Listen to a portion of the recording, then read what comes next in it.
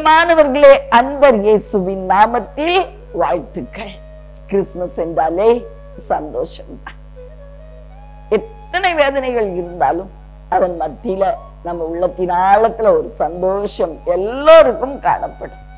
ஏன்னா இம்மானுவேல் நம் மத்தியிலே பிறந்தார். God with us.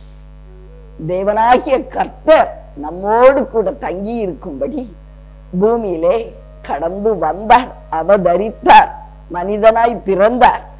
எவ்வளவு ஒரு நற்செய்தி பாருங்கள் பிரியமானவர்களே. மத்தேயு சுவிசேஷம் 1ஆம் அதிகாரம் 23வது வசனம்.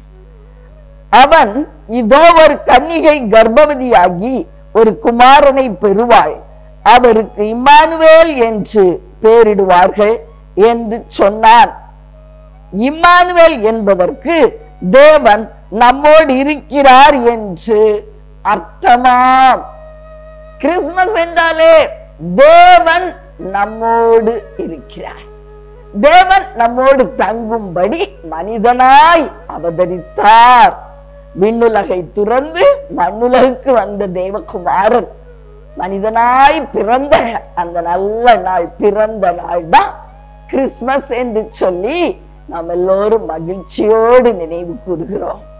பிரியமானவர்களே, இங்கு காபிரியல் தூதன் யோசேப்புக்கு சொப்பனத்தில் தரிசனமாகி சொல்லுகிறார், ஒரு கன்னிகை கர்ப்பவதியாகி ஒரு குமாரனை பெறுவாள், அவருக்கு இம்மானுவேல் என்று பெயரிடுவாயாக. இம்மானுவேல் சொன்னா தேவன் நம்மோடு இருக்கிறார் என்று அர்த்தமாம். அர்த்தத்தையும் சொல்லி கொடுக்கிறார். இம்மானுவேல் பிறக்க போறாரு, இம்மானுவேல் சொல்லி அவருக்கு பெயர் சூட்டுவாங்க.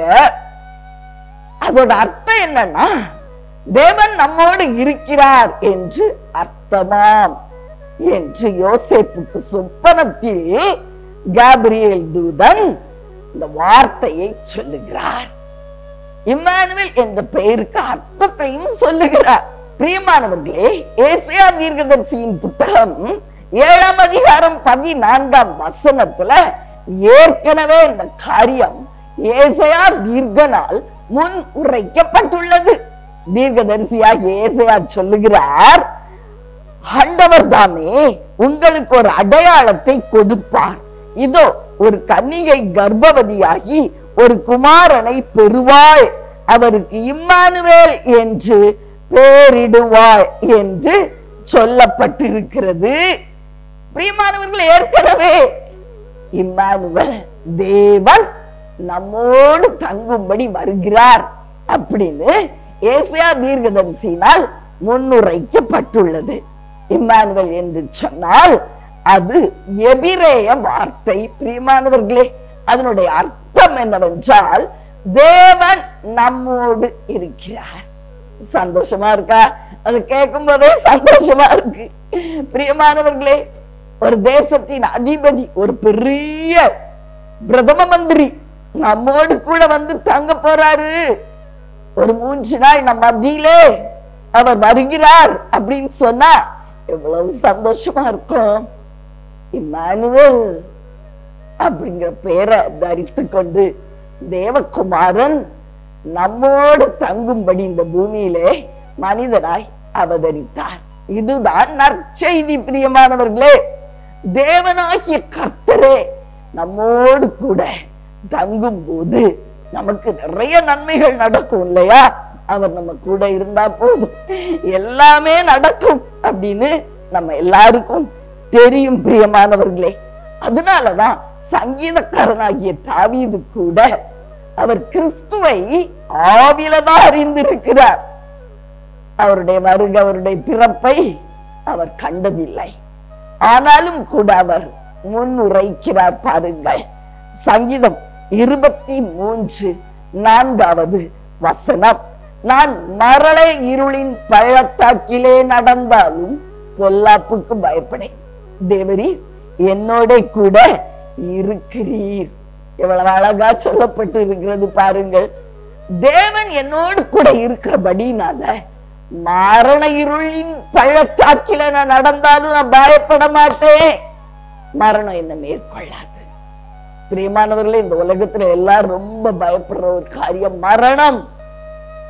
அதுவே தேவன் நம்மோட கூட இருந்தா நம்மை மேற்கொள்ளாது என்று தாவீது சங்கீதம் 23 அழகாய் ஒரு தைரியமான ஒரு உற்சாகப்படுத்துகிற வார்த்தையை சொல்லி இருக்கிறார். தேவன் நம்மோடு கூட இருந்தால் என்னென்ன நன்மைகள் என்று சொல்லி நாம் இந்த நல்ல நாளிலே தியானிக்க போகிறோம். பிரியமானவர்களே, உங்களுக்கு இப்பவே தெரியும், தேவன் நம்மோடு இருந்தா எல்லாமே இருந்த மாதிரிதான், ஒரு பெரிய பொக்கிஷம் நமக்கு கிடைச்ச மாதிரி அப்படிங்கிறது உங்க எல்லாருக்கும் தெரியும் இல்லையா? பிரியமானவர்களே, அவருடைய பிரசன்னம் அவ்வளவு விலையேற பெற்றது. அவருடைய பிரசன்னம் நம்மோடு கூட இருந்தால் நமக்கு நிறைய நன்மைகள் உண்டாகுமாம். வேதம் அப்படியாய் சொல்லுகிறது. ஏசாயா தீர்க்கதரிசியின் புத்தகம் 41 அதிகாரம் 10வது வசனம் சொல்லுகிறது, பயப்படாதே, நான் உன்னோடு இருக்கிறேன், திகையாதே, நான் உன் தேவன், நான் உனக்கு சகாயம் பண்ணுவேன், என் நீதியின் வலது கரத்தினால் உன்னை தாங்குவேன். பயம் இந்த உலகத்துல கொடுமையானது. யாரும் இல்ல, தனிமை, வெறுமை, சிறுமை, பயம் வந்துடும் இல்லையா? மனுஷங்க நம்மளை எச்சரிக்கும் பொழுது அல்லது நமக்கு எதிராக எழும்பும் பொழுது பயம். ஐயோ, தனிமையில இருக்கனே, எனக்கு யாரும் துணை இல்லையே, பயம். பிரியமானவர்களே, கை வெறுமையா இருக்கும் போது பயம். ஐயோ, நாளைக்கு நான் என்ன செய்வேன், பயம். நான் இப்படியே கடல்ல மூழ்கி போவேனோ, பயம். பிரியமானவர்களே, தேவன் அழகாய் ஏசாயா தீர்க்கதரிசியின் மூலம் நமக்கு வாக்கு கொடுக்கிறார். பயப்படாதே, நான் உன்னோடு இருக்கிறேன். ஆமென், உன்னோடு இருக்கிறேன். எவ்வளவு ஒரு அழகான வசனம், வார்த்தை பாருங்கள். பிரியமானவர்களே, இன்று அவருடைய பிறப்பிலே இந்த வார்த்தையை நாம் நினைவு கூறுவது அது தகுதியான ஒரு காரியம். அவர் அப்படித்தான் இந்த வார்த்தையை நமக்கு சொல்லுகிறார். பயப்படாத, நான் உன்னோடு கூட தான் இருக்கிறேன். உன்னோடு கூட இருக்கும்படிதான் மனிதனாய் அவதரித்தேன். நான் உன்னோடு இருக்கிறேன், திகையாதே, நான் உன் தேவன். திகைப்புலாம் வேண்டாம், திகைப்பு வேண்டாம். ஒரு எச்சரிப்பின் சத்தம் போன்ல கேட்ட உடனே என்ன இருக்கும்? திகைப்பு. ஐயோ ஐயோ அப்படிங்கிற திகைப்பு இல்லையா? பிரியமானவர்களே, தேவனாகிய கர்த்தர் சொல்லுகிறார், இந்த கிறிஸ்துமஸ் நற்செய்தியாய் நமக்கு அவர் சொல்லுகிற காரியம், திகையாதே, நான் உன் தேவன், நான் உனக்கு சகாயம் பண்ணுவேன், நல்ல காரியங்களை உனக்கு நான் செய்வேன். உனக்கு உதவியா நல்ல நல்ல காரியங்களை நான் உனக்கு செய்வேன். என் நீதியின் வலது கரத்தினால் உன்னை தாங்குவேன். எப்படி தாங்குவாராம்? அவருடைய கையினால நம்மள தாங்கிக் கொள்வாராம், கையில வைத்துக் கொள்வாராம். எதிராளி புடுங்க முடியுமா? ஏதாவது ஒரு காரியம் நம்மை மேற்கொள்ள முடியுமா? அந்தகார வல்லமைகள் நம்மை மேற்கொள்ள முடியுமா? பிரியமானவர்களே, முடியாது, முடியாது இல்லையா? இந்த நற்செய்தி நம்முடைய உள்ளத்திற்கு சந்தோஷத்தை கொடுக்கிறது அல்லவா? இன்னொரு வசனத்தை பாருங்கள். ஏசாயா தீர்க்கதரிசி மறுபடியும் சொல்லுகிறார், 43:2 வசனத்தில், நீ தண்ணீர்களை கடக்கும் போது நான் உன்னோடு இருப்பேன், நீ ஆறுகளை கடக்கும் போது அவைகள் உன்மேல் புரளுவது இல்லை, நீ அக்னியில் நடக்கும் போது வேகாதிருப்பாய். பாருங்க, நீ தண்ணீர்களை கடக்கும் போது, இப்ப சமீபத்துல எல்லாருக்கும் நல்லா புரியும் இல்ல? தண்ணீர்களை கடக்கும் போது எவ்வளவு பயம், வெள்ளங்கள் பெருக்கெடுத்து வரும் பொழுது எவ்வளவு பயம் நம்முடைய உள்ளத்தை ஆட்கொண்டது. நீ தண்ணீர்களை கடக்கும் போது நான் உன்னோட இருப்பேன், நீ ஆறுகளை கடக்கும் போது அந்த ஆறு வெள்ளம் பெருக்கெடுத்து வந்தாலும் கூட அவைகள் உன்மேல் புரளுவது இல்லை, நீ அக்னியில நடந்து போனாலும் வேகாதிருப்பாய். இப்படிப்பட்ட சூழ்நிலைகள் எல்லாம் ஒரு நிமிஷம் நினைச்சு பார்த்தா எவ்வளவு பரிதமிப்பு இருக்கும். ஐயோ, எனக்கு உதவி செய்ய யாருண்டு? இம்மானுவேல், தேவன் நம்மோடு இருக்கிறார். இம்மானுவேல், தேவன் நம்மோடு இருக்கிறார். இதுதான் கிறிஸ்துமஸ் நற்செய்தி பிரியமானவர்களே. அடுத்து இந்த இம்மானுவேல், தேவன் நம்மோடு இருக்கிறார் என்று அர்த்தம் கொள்ளும் இம்மானுவேல் எதற்காக நம் மத்தியிலே கடந்து வந்தாரா? எபிரேயர் 4ஆம் அதிகாரம் 15வது வசனம் சொல்லுகிறது, நம்முடைய பலவீனங்களில் பரிதபிக்க கூடாத பிரதான ஆசாரியர் நமக்கு இராமல் எல்லா விதத்திலும் நம்மை போல சோதிக்கப்பட்டும் பாவமில்லாதவராயிருக்கிற பிரதான ஆசாரியரே நமக்கு இருக்கிறார்.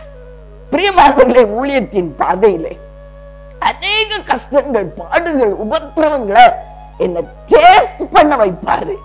டேஸ்ட் தான், கொஞ்ச நாள் அனுமதிச்சுட்டு அப்புறம் விடுதலை கொடுப்பார். நான் கூட கேட்பேன், வரிசை வரிசையாய் வரிசை வரிசையாய் பாடுகள். தேவன் சொல்லுவார், மகளே, நான் உனக்கு ஒரு சாம்பிள் தான் காட்டுறேன், அது உன்னை மேற்கொள்ளாது, ஏன்னா நான் உன்னோடு இருக்கிறேன்.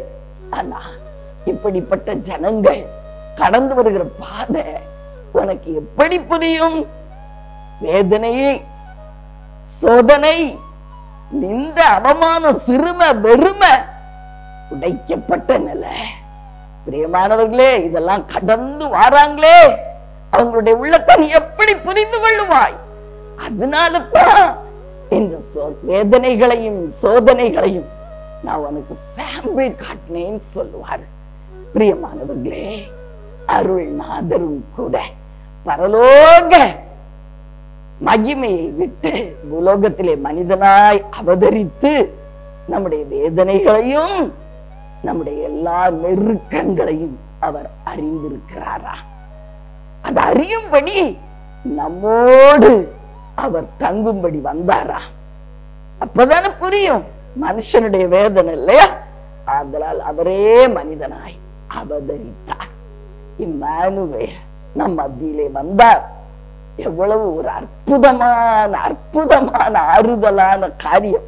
பிரியமானவர்களே, கிறிஸ்துமஸ் என்றாலே தேவன் நம்மோடு இருக்கிறார், நம்மோடு வந்தார், நம்மோடு தங்கும்படி வந்தார் என்று அர்த்தம். 2000 வருடங்களுக்கு முன்பு மனிதனாய் அவதரித்த அருள்நாதர் இயேசு மறுபடி அவர் போயிட்டாரோ, நம்மை திக்கத்தவர்களாய் விட்டுட்டாரோ அப்படின்னு ஆராய்ந்து பார்த்தால் வேதம் சொல்லுகிறது. எபிரேயர் 13ஆம் அதிகாரம் 5வது வசனம், நான் உன்னை விட்டு விலகுவதும் இல்லை, உன்னை கைவிடுவதும் இல்லை. இந்த வார்த்தையை நிரூபிச்சாருங்க. எப்படி நிரூபிச்சா? ஆவியானவராய் நமக்குள்ள வந்து தங்கிச்சாரா நிரந்தரமாய். வேதம் அப்படியாய் சொல்லுகிறது. 1 கொரிந்தியர் 6ஆம் அதிகாரம் 19வது வசனம் இப்படியாய் சொல்லுகிறது, உங்கள் சரீரமானது நீங்கள் தேவனாலே பெற்றும் உங்களில் தங்கியும் இருக்கிற பரிசுத்த ஆவியினுடைய ஆலயமாய் இருக்கிறது என்றும் நீங்கள் உங்களுடையவர்கள் அல்லவென்றும் அறியீர்களா? நீங்க அறிவீங்கல்ல, உங்களுக்குள்ள வாசமாய் இருக்கிற உதவியாளர், ஹெல்ப்பர், அவர் யாரு அப்படின்னு நீங்க அறிஞ்சிருக்கீங்க அப்படின்னு பவுலடிகளார் எழுதுகிறார். பிரியமானவர்களே, அதனால் இன்றும் அவர் நம்மோடு இருக்கிறார். இன்று அவர் நம்மளை கைவிடல, நம்மோடு இருக்கிறார். இம்மானுவேல் அப்படின்னாலே தேவன் நம்மோடு இருக்கிறார். பிரியமானவர்களே, அவர் நம்மோடு கூட இருந்து என்ன செய்கிறாராம்? நமக்கு இளைப்பாறுதலை கொடுக்கிறார் இல்லையா? நமக்காக யுத்தம் பண்ணி வெற்றியை கொடுக்கிறார், நமக்கு சந்தோஷத்தை உண்டு பண்ணுகிறார். இதெல்லாம் நமக்கு தெரியும் இல்லையா பிரியமானவர்களே? அப்படித்தான் மோசேயும் கூட வனாந்திரத்துல நடந்து போறாரு. அப்ப தேவனாகிய கர்த்தர் சொல்லுகிறார், மோசே, என் சமூகம் உனக்கு முன்பாக செல்லும், நான் உனக்கு இளைப்பாறுதல் தருவேன். நீ வனாந்திரத்துல தனிமையா நடக்கிறன்னு கலங்காத மோசே, நான் உனக்கு முன்னாடி போவேன்பா. நம்மை பார்த்து சொல்லுகிறார், நீ கலங்காத, நான் உனக்கு முன்னாடி போவேன். தனிமை உணர்வோடு யார் எனக்கு உதவி செய்வான் அழுதுட்டு இருக்கீங்களா பிரியமானவர்களே?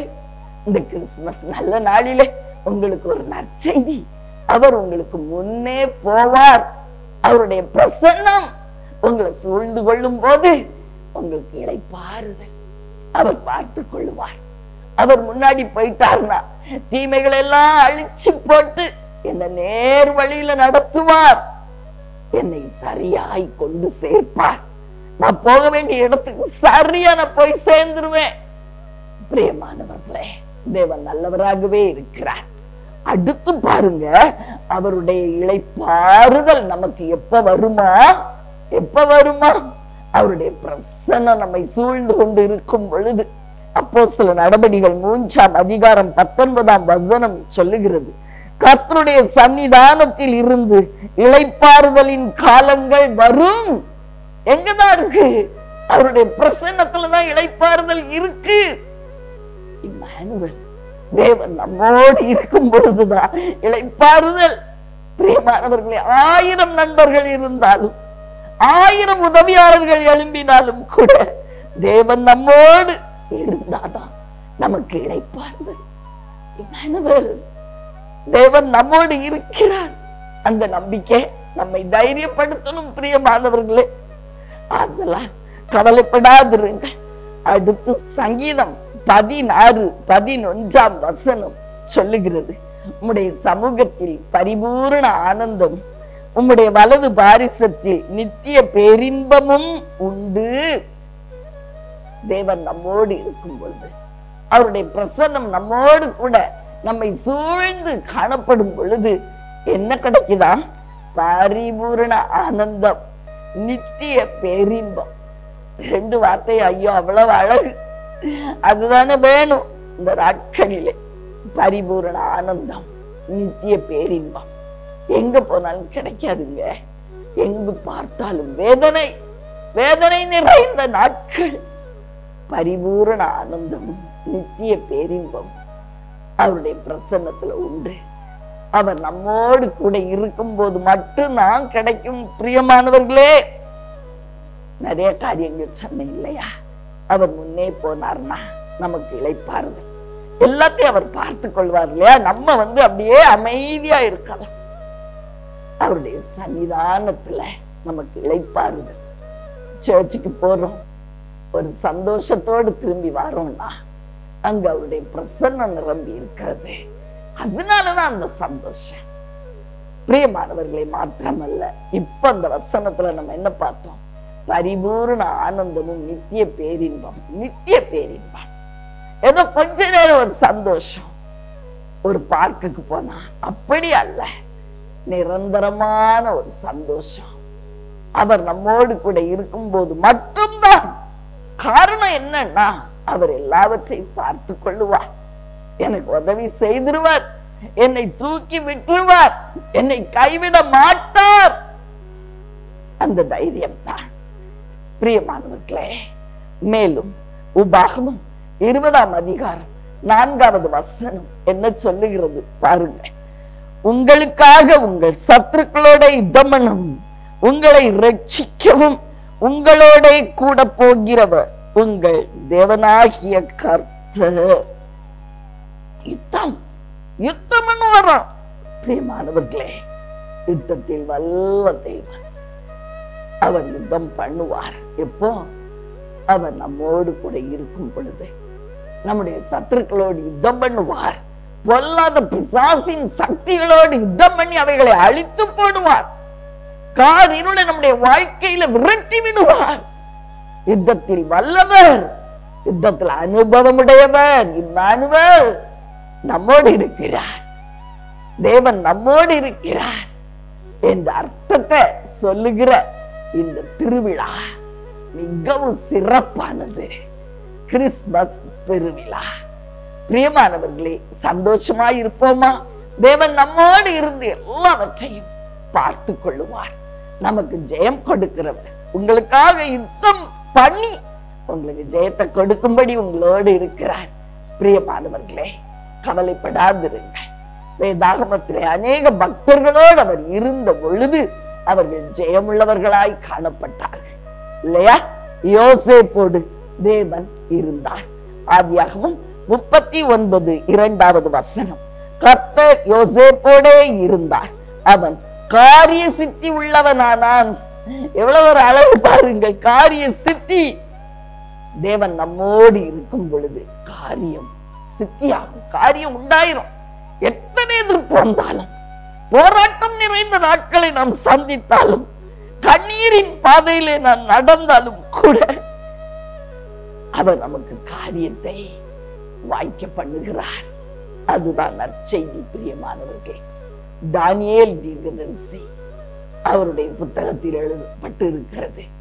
தானியேலுடைய காரியமோ வென்றால் ஜெயமாகவே இருந்ததாம். எப்பொழுதும் ஜெயம்தான், எப்பொழுதும் ஜெயம்தான். தானியேல் ஏன்? தேவன் அவரோடு கூட இருந்தார். எஸ்தர் ராஜாத்தியோடு தேவன் இருந்தார். என்ன நடந்தது? அவங்களை பார்க்கிறவங்க கண்கள் எல்லாம் அவர்களுக்கு தயவு கிடைத்தது. பிரியமானவர்களே, உங்களுக்கும் கூட தேவன் வெற்றி கொடுக்கிறவராய், தயவை உண்டு பண்ணுகிறவராய், வழி நடத்துகிறவராய், உங்களுக்காக யுத்தம் பண்ணுகிறவராய், உங்களுக்கு இளைப்பாறுதலை கொடுக்கிறவராய், உங்களை வாழ வைக்கிறவராய், மறுபடியும் எழும்ப பண்ணுகிறவராய், இம்மானுவேலாய் தேவன் நம்மோடு இருக்கிறார். எவ்வளவு பெரிய நற்செய்தி!